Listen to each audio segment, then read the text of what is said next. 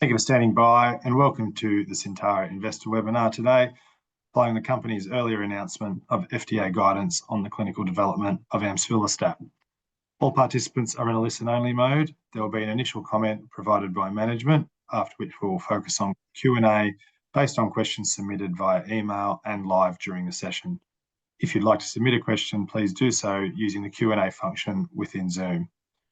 On the webinar from Syntara, we have CEO Gary Phillips. I'll hand it over to Gary first. Please go ahead.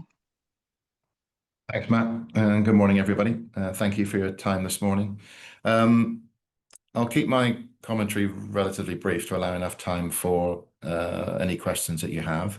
But I want to cover off three different aspects. The first one is the actual FDA guidance itself, and talk about what they've given us as feedback on the proposal that we gave them and the implications for the clinical development of amsulostat going forward. I want to talk a little bit about the impact of this on potential funding and partnering. So what are the implications of the FDA guidance on that?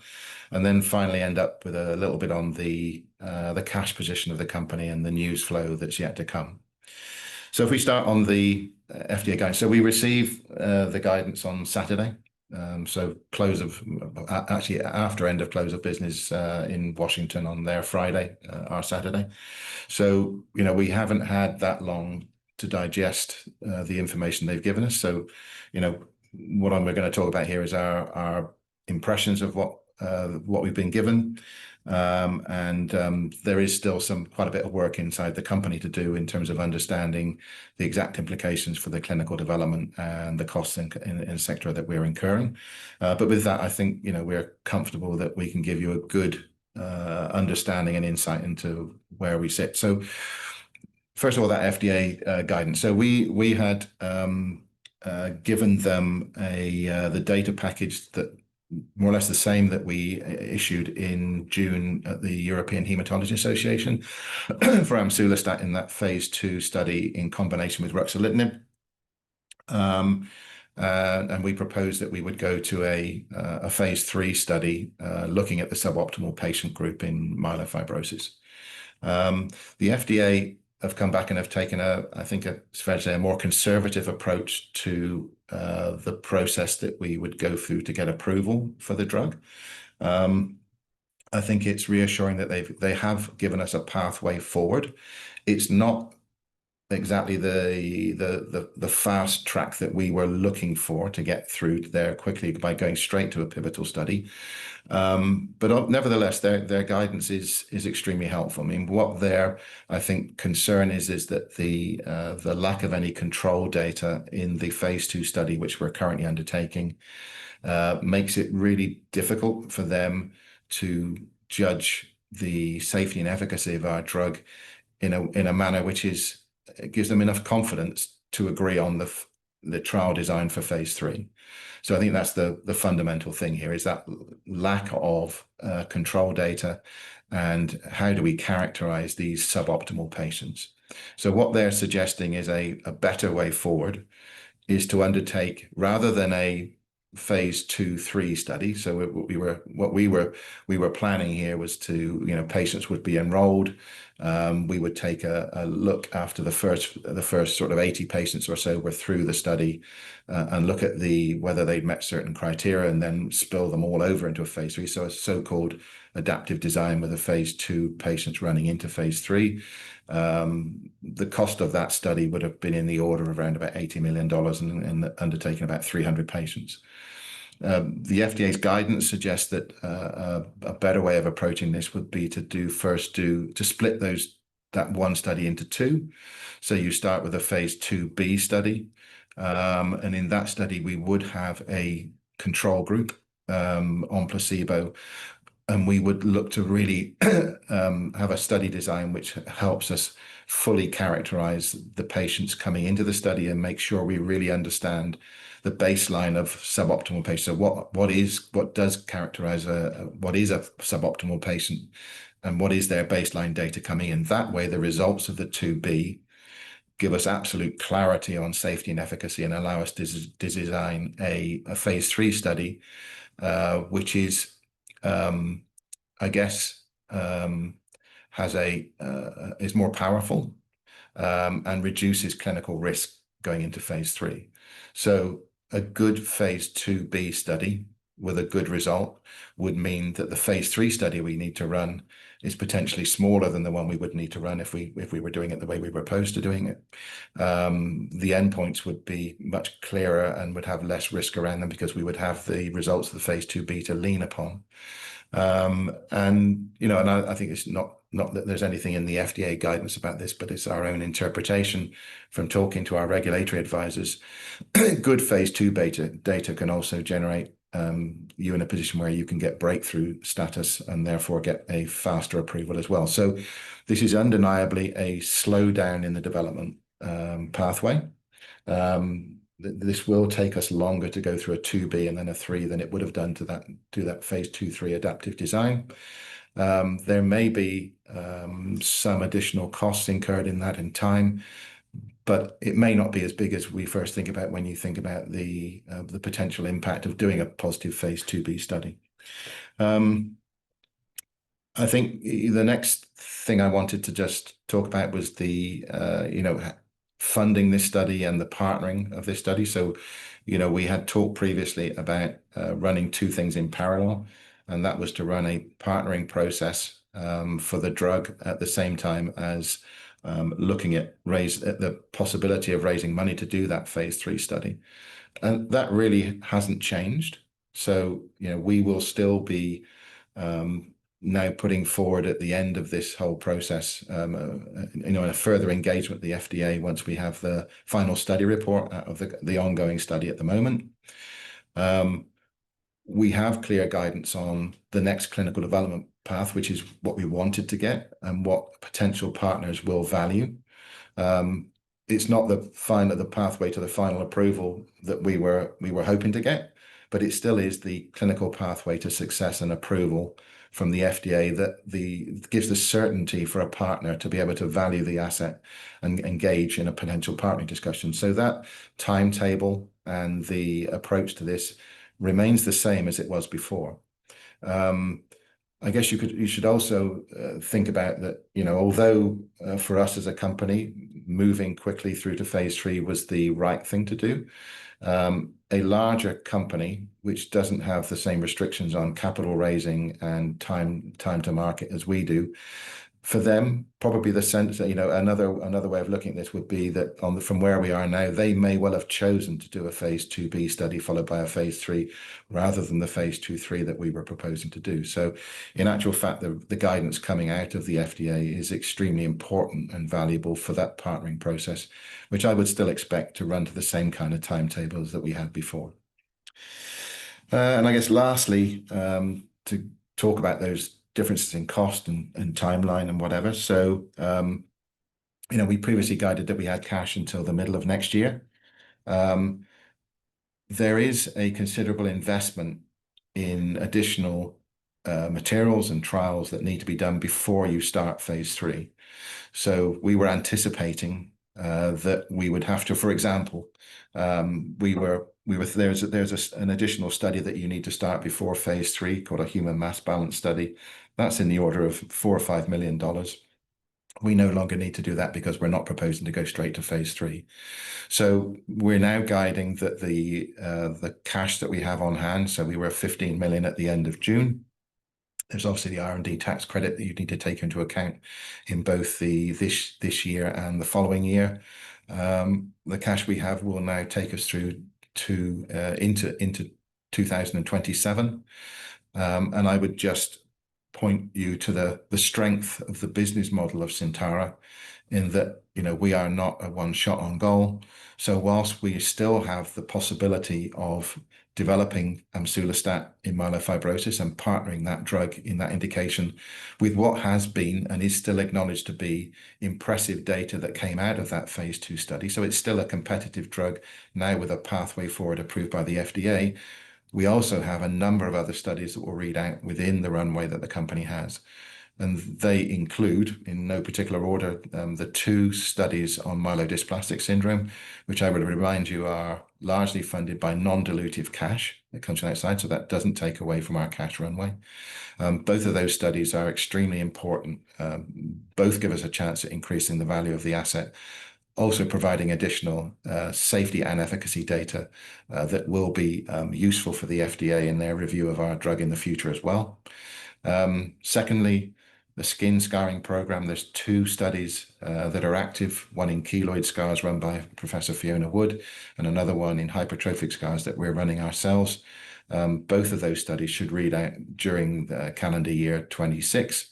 And then finally, but not least, the study that's fully funded by Parkinson's UK in that sleep disorder where patients are liable to progress to Parkinson's on the back of that disease. Now, that study is more than 50% recruited now. We expect it to be fully recruited by the end of the year. It's a double-blind, placebo-controlled study, 3 months in duration. So that study, if it recruits by the end of the year, will give us an outcome in the second quarter of 2026 calendar year. So on that note, I think I'll pause there, and I'm happy to take any questions that the audience has that Matt's gathered over the email as well. Thanks, Gary. And on that, just a reminder again, if anyone has a question, please type it in using the Q&A function within Zoom, and we'll get through as many as we can now. Gary, the first question is, how much will phase 2b trial cost? So again, I'll just preface this by saying, we are digesting what the FDA have told us and trying to work that out. But we know a phase 2b study was one of the options that we had going forward as a clinical development path. So in our planning process, we came up with a study that was around about 90 patients in size to do a phase 2b. That would entail probably 60 patients on active and 30 patients on placebo. That study would be in the order of $25 million US. So, comparing that with the 80 million plus for the phase 3 study, you can see that the cash need to run that study is much lower. From a time perspective, I think that study would take 12 to 18 months to recruit. So you're looking at a 2-year process for the phase 2b versus probable 3-year or a bit more process for the phase 3. So you then have to do the phase 3 on the back of that. But as I said, it won't be the same phase 3 that we were talking about before. So yeah, the additional cost is around about $25 million US. Thank you. So on that note, how will you fund the phase 2b, and what are your options to fund it in other ways or non-dilutive ways? So the options are the same as we had before. So this is the FDA has to give us a different clinical path, but everything else around this asset stays the same. So we still have positive phase 2 data, which shows the drug to have a very interesting and exciting commercial profile and clinical profile for the market in suboptimal patients with myelofibrosis. So you've got 2 ways of funding this. One is to partner the drug. And again, the timeline and the process will stay the same. We now have got FDA guidance on what the next stage in the clinical pathway is, which gives certainty to potential partners about how to think about the drug stage and what stage they'd be taking it over at.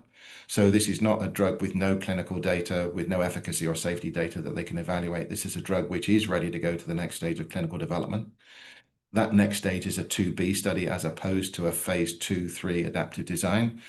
But the appetite for companies to pick up drugs in phase 2b is still strong. It's still an asset that's got clinical data sitting there. It's not an unknown. It's not just a phase 1 asset or even a preclinical asset. We as a company have sold an asset previously in the middle of phase 1 with no clinical data that had an $83 million in upfront payments and a deal size of $750 million. There is another company out there which was bought by Takeda at the end of last year, which had phase 2 data, and maybe it was a little bit more advanced than we've got. They had some data in MDS as well as myelofibrosis, which we will have next year. They had $200 million US upfront and a deal value of more than $1 billion. So there's two comparators there to say that partnering a drug with phase 2 data that's ready to go into a 2B is absolutely still on the cards, and that's still a very strong option in terms of funding the next study going forward. The timetable for that will be in the first half of next year, probably once we've got probably a further bit of guidance from the FDA on what that 2B study exactly looks like. They've given us high-level guidance, but the next step would be a protocol for them to review. And we will be discussing this with potential partners and taking their suggestions also on the design of the study as well into account before we go back to the FDA again.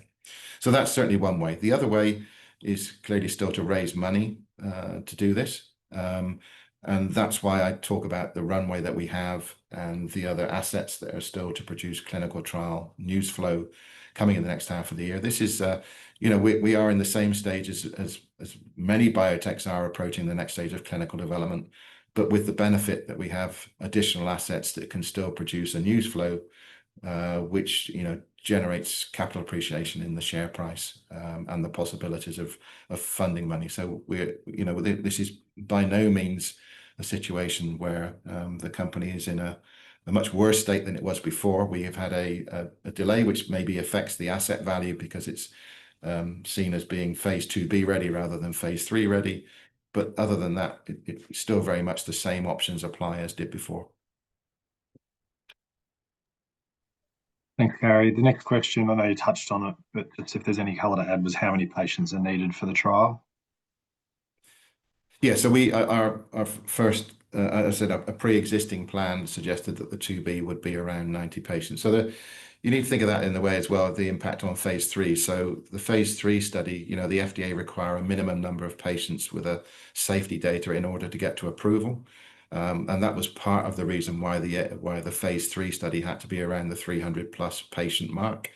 The fact that we would undertake a 2B and to put those 90 patients count towards that overall safety database. So that's why I say the consequent phase 3 after that might not be as large. But yeah, we think the relevant number is subject to looking at the stats and everything else, but is around about the 90 patient mark for the 2B.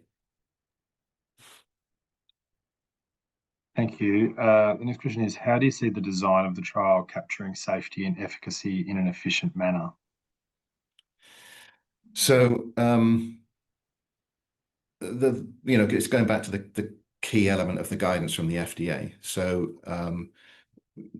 we need to put in patients with on a placebo within the study. We also need to make sure that we understand the baseline of those patients going in.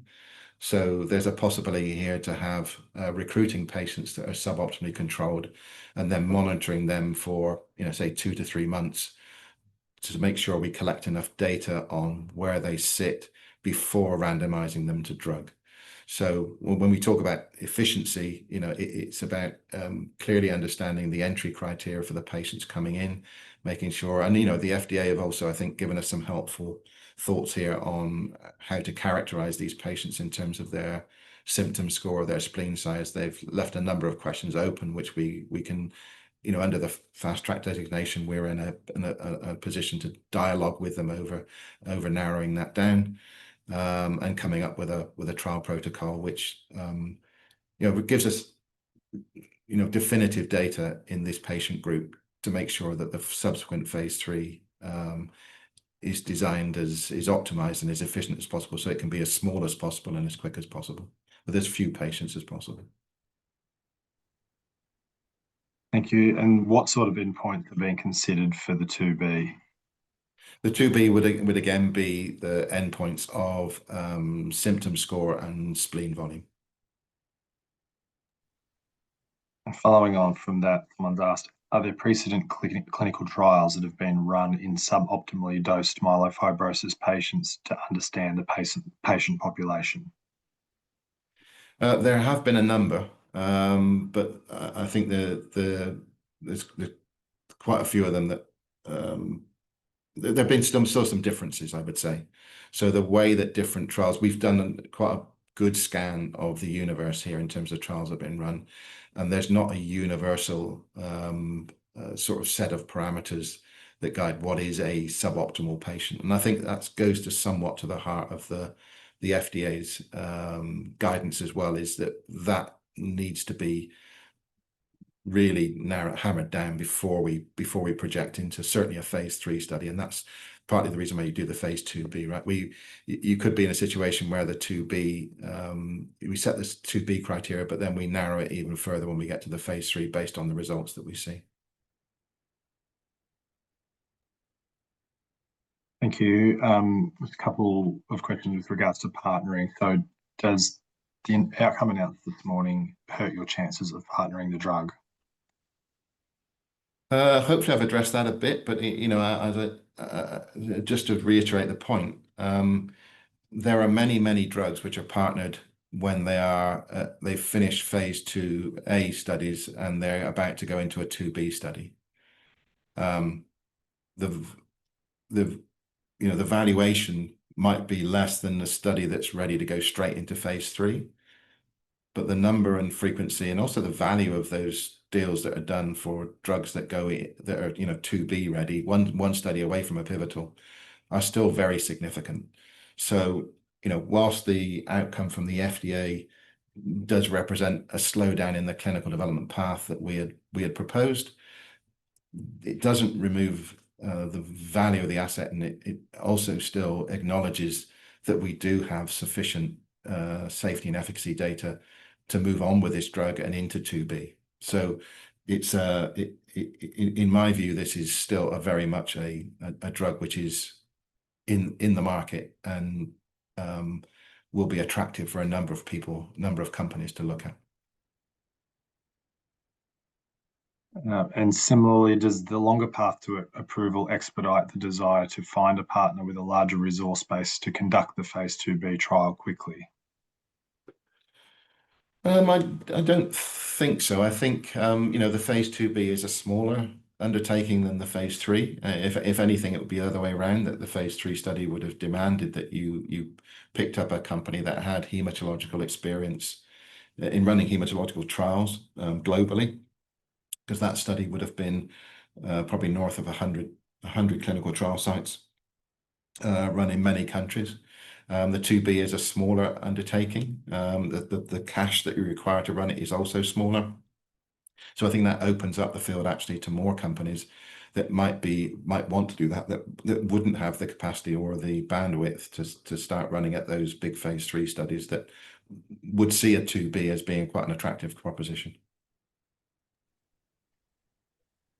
Thank you. The next question is, does this alter your view on the portfolio within the company and the potential need to add new assets? We certainly don't need to add new assets. We have a number of assets that are being progressed mainly under non-dilutive cash that the company has got because of the quality of those programs underway already. So, we haven't been standing still and just doing one thing. We found a way, the team here have been extremely good at developing drugs which make it through from preclinical into the clinic, which is a huge, a very positive thing in its own right. But then we've also found ways of identifying sources of non-dilutive cash to move those drugs into clinical trials where you will see efficacy and safety. You do see proof of clinical concept with those studies with non-dilutive cash, which is, I think, really good value for shareholders. They haven't been asked to put their hands in their pocket to do that, but we get the benefit of those trials reading out within the cash runway that the company has. Will the additional phase 2 trial potentially reduce the patient number for the eventual phase 3 trial, provided the efficacy remains the same? Potentially, yes. I think, as I mentioned, one of the drivers of the size of the phase 3 is that when you go for approval, you have to have a minimum number of patients that are exposed on the drug from a safety perspective for the FDA to be confident to give it an approval. And that includes the patients within that safety database include all the patients in previous studies. So at the moment, we've had more than 40 patients exposed to amsulostat for more than a month, in the trials up to 12 months. In the data from the two studies, the monotherapy and the combination study run already. The phase 2b study would also contribute to that database, so that the final number in the phase 3 will be driven more by the powering that you need to show efficacy in symptom score and spleen volume, and not by the need for the numbers of patients in the safety database, which is what drove our estimate for the phase 3 of 300 or more patients.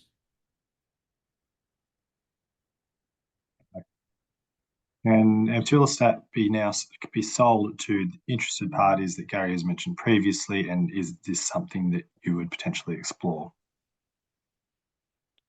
Yes, we will be reapproaching the companies that we've talked to already this year, with the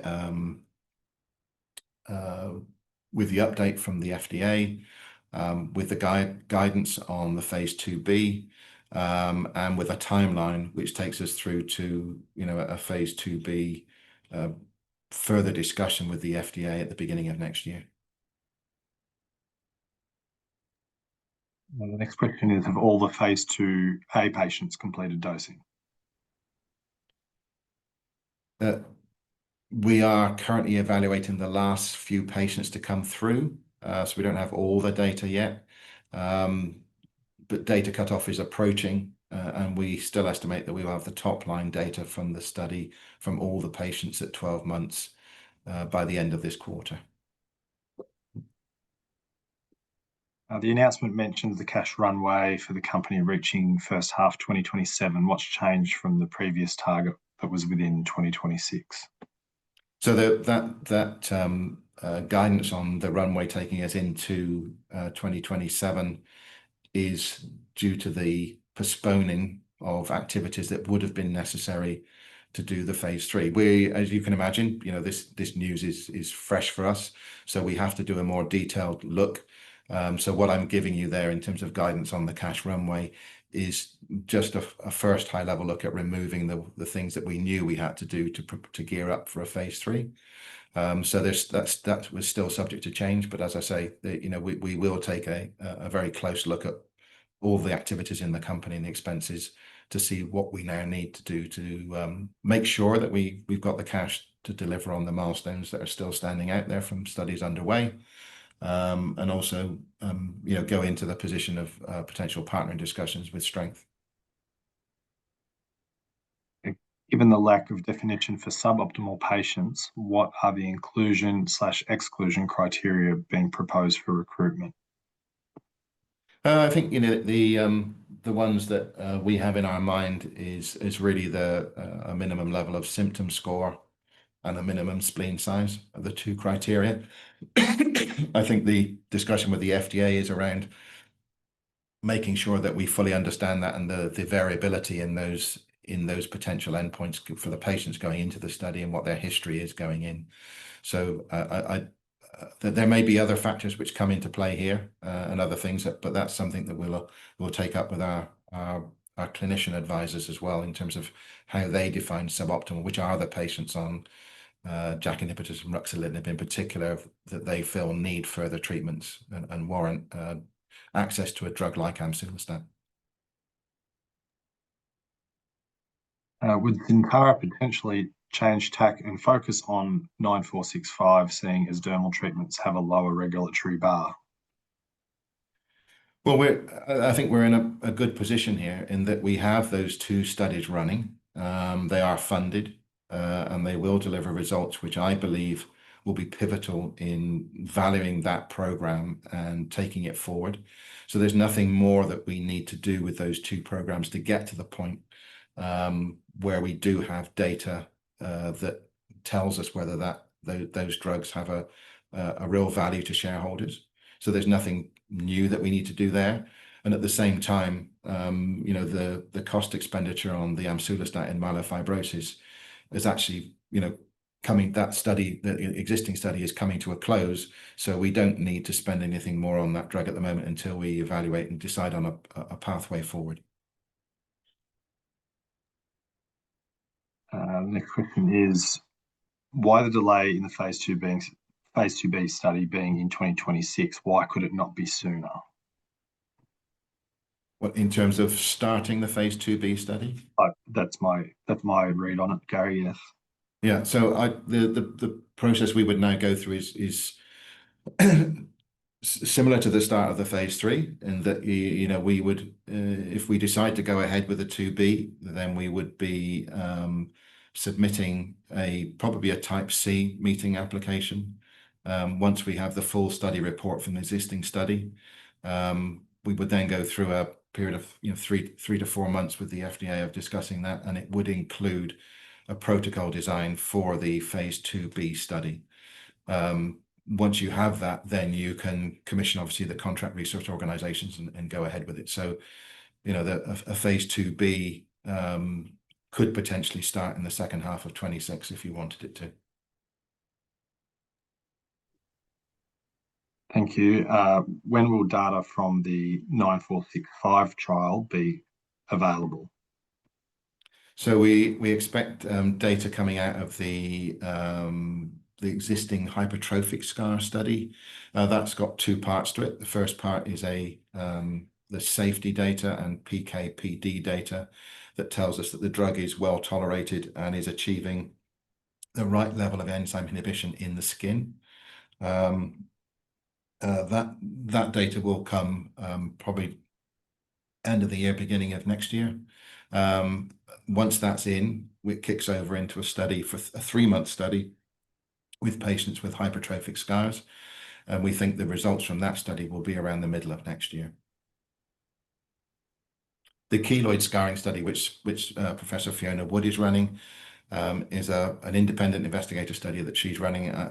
So, I don't have a clear insight into the timing of that study, but they're recruiting patients already. So again, we would expect results from that study around the middle or towards the end of next year. Maybe a bit hard to speculate on, but do you think there was a change in the FDA's approach compared to Syntara's expectations, given US government shift in attitude to supporting more American pharmaceutical development and manufacturing? No, I don't think so. No, I think they're purely reacting to the ongoing development in myelofibrosis and other drug trials which are ongoing, and seeing the difficulty that some companies have had in characterizing suboptimal patients and measuring baselines. There have been some notable drugs in phase 3 where they haven't seen the expected symptom score improvements in patients when they get to the end of the study, and where the placebo arm has done better than expected. And I think that's just probably given them pause for thought in making sure that the companies going into this space better characterize what is a suboptimal patient and what is their baseline going into the study. Thanks, Gary. I don't have any more questions in the queue, so I'll throw it back to you just to provide a closing comment. Thank you, Matt, and thanks everybody for their attention today. And it's disappointing. I can see from the reaction of the market, that this has been a surprise, and it wasn't something that we wanted to see coming back from the FDA. But I would like to leave on a note of giving context to this, in that the study, the clinical development pathway that proposed by the FDA is still a solid one forward, that recognizes the value of the asset and its potential benefit for myelofibrosis patients that were not well controlled on a JAK inhibitor. That value and the fact that we've seen, the number of patients we've seen improve in their symptom score by 50% or more, who've been on ruxolitinib for 4 or 5 years, it still stands there. The reduction we've seen in spleen size in those patients as well still stands there as a testament to that this drug has value and can go forward. What we are saying here today is that the pathway forward is slightly slower than the one that we had hoped for, but it still gives a clear pathway to value, a clear pathway to potential partnering. And along with the other assets in the Syntara pipeline, this is a company which is going to deliver, a lot of potential news flow, which can positively impact valuation of the company within the runway of cash that we have. So thank you very much for your time, and I'm happy to answer follow-up questions as well if anybody has them after the podcast is finished. Thanks, Gary, and thanks again to everyone for joining today.